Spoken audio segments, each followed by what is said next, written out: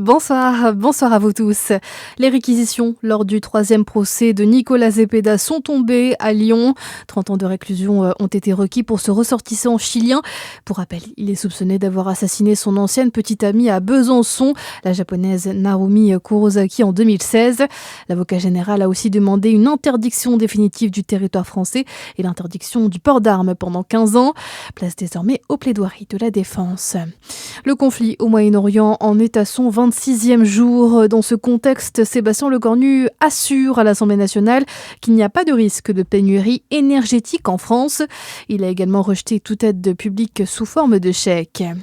Et un peu plus tôt, une minute de silence a été respectée à l'Assemblée en hommage à Arnaud Frion, l'adjudant-chef français tué au Kurdistan irakien lors d'une attaque de drone.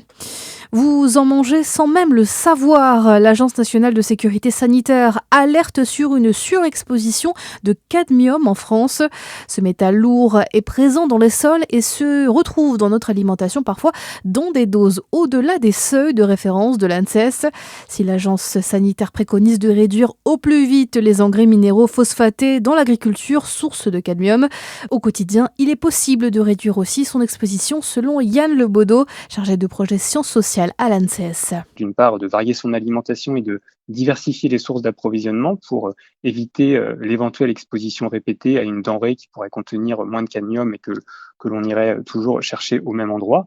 Et puis également de s'appuyer sur les repères de consommation, par exemple en évitant de consommer trop de produits céréaliers, gras, sucrés ou salés, mais également, par exemple, en rééquilibrant les repas, en mettant davantage de légumineuses qui sont moins contaminées, plutôt que des produits céréaliers, par exemple, comme les pâtes ou le riz.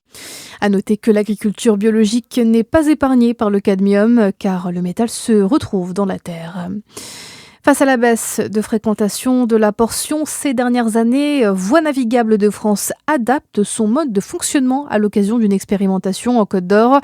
Pour naviguer sur la partie centrale du canal de Bourgogne, entre Venard et les Laumes et Pouilly en Auxois, il faudra désormais contacter VNF à partir du 7 avril pour s'inscrire et réserver à l'avance.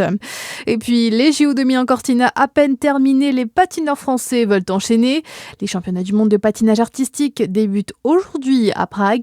On suivra notamment côté tricolore le couple star Laurence Fournier-Baudry, Guillaume Cizeron, sacré champion olympique le mois dernier et en quête d'un doublé historique. Et puis les championnats de France de ski nordique feront étape dans le Jura ce week-end au stade nordique des Tuffes après Manon sur la station des Rousses.